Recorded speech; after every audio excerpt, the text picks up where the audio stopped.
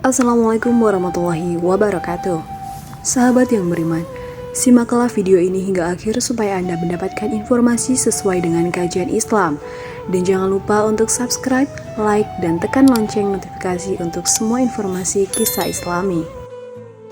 Sahabat yang beriman, kisah ini diceritakan dalam Al-Quran Surat Al-Lahab ayat 1 hingga 5. Abu Lahab adalah satu-satunya paman Nabi Muhammad SAW dari keluarga ayahnya.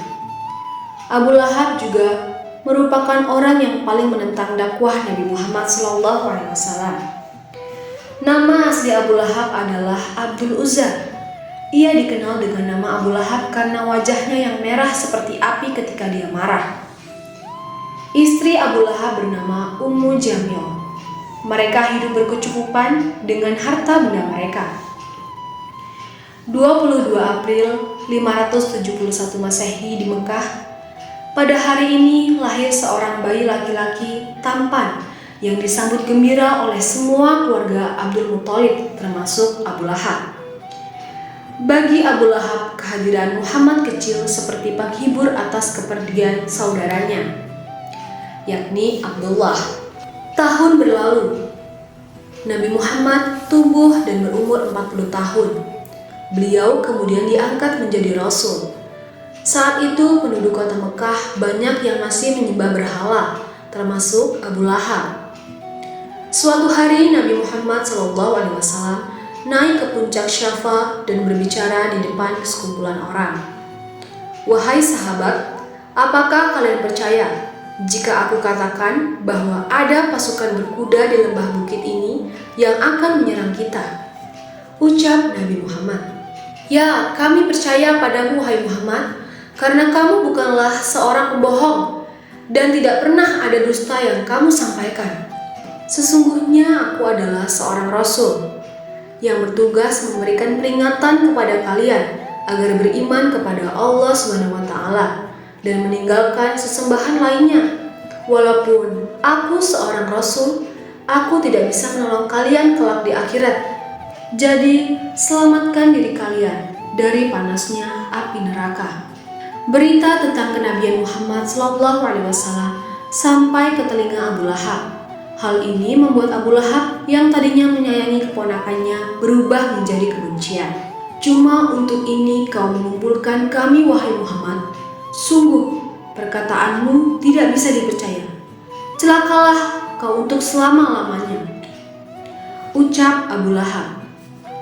Kemudian Abu Lahab pergi dengan wajah marah, dan pada saat itu turunlah ayat pertama surat Al-Lahab. Binasalah kedua tangan Abu Lahab, dan benar-benar binasa dia. Keduanya tidak menyadari bahwa kalimat yang diucapkan istri Abu Lahab adalah bunyi surat Al-Lahab ayat 1 hingga 5 yang diturunkan oleh Allah SWT sebagai peringatan kepadanya. Ummu Jamil lalu pergi menuju Masjidil Haram untuk mencari Muhammad. Namun yang dia lihat hanyalah Abu Bakar yang sedang duduk sendirian. "Wahai Abu Bakar, di manakah Muhammad? Dia telah menghinaku dan suamiku. Aku akan pukul dia dengan batu ini." Abu Bakar hanya diam dalam hati. Dia bingung mendengar ucapan Ummu Jamil, padahal jelas-jelas Nabi duduk di sampingnya. Karena itu hanya diam.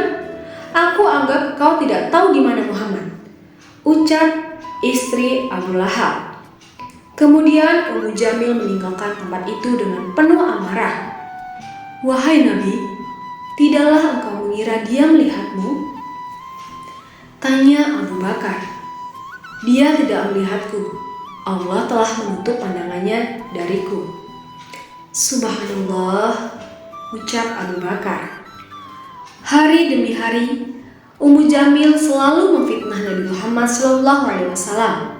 Bahkan, dia sampai mencelakai Nabi Muhammad.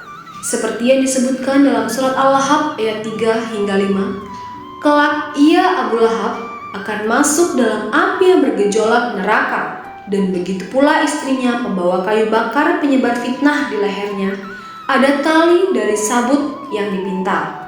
Ada sebuah adat masyarakat Arab zaman dahulu yang selalu menikahkan anak-anak antar keluarga. Hal ini juga dilakukan Abu Lahab. Dia menikahkan anaknya dengan dua putri Nabi, yaitu Ruqayyah dan Ummu Kulsum. Wahai anak-anakku, ayah dan ibumu telah dihina oleh Nabi Muhammad di hadapan banyak orang.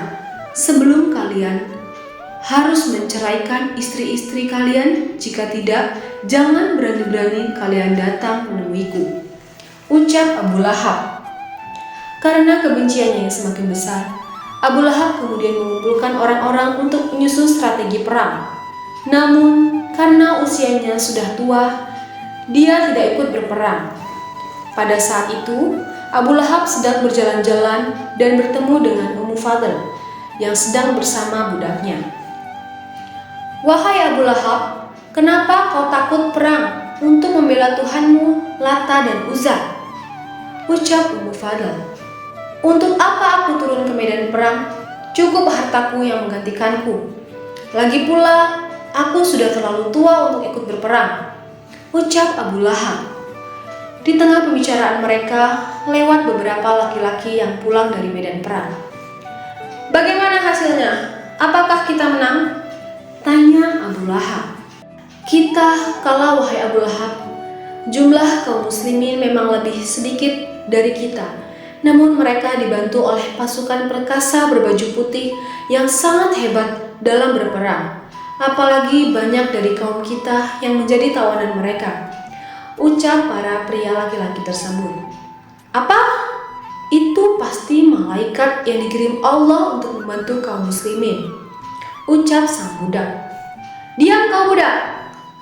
Abu Lahab lalu mengambil kayu dan memukul budak laki-laki itu terus-menerus. Karena tidak tahan melihat budaknya dipukuli, Ummu Fadl mengambil kayu besar dan memukul kepala Abu Lahab sampai dia terluka dan terjatuh. Abu Lahab kembali ke rumahnya dengan kepala terluka. Luka di kepalanya melebar ke seluruh tubuh berbau busuk dan menular harta benda yang dimilikinya habis untuk mengobati penyakitnya. Seperti dalam firman Allah dalam surat Al-Lahab ayat 2 yang berbunyi, tidaklah berguna baginya hartanya dan apa yang ia usahakan. 2 hari setelah perang Badar, Abu Lahab meninggal dengan mengenaskan. Tubuhnya membusuk dan berwarna hitam. Tidak ada seorang pun yang berani mendekat untuk memandikan jenazahnya, termasuk anak-anaknya. Karena takut akan tertular, akhirnya anaknya melempar jenazah Abu Lahab dengan batu dari kejauhan sampai tertutup seluruh isi rumah. Sahabat yang beriman, inilah kisah Abu Lahab yang tidak mau beriman kepada Allah Subhanahu wa Ta'ala sampai akhir hayatnya. Pelajaran yang dapat kita ambil adalah yang pertama, jangan sekali-sekali mengingkari ayat-ayat Al-Quran seperti yang dilakukan oleh Abu Lahab dan istrinya.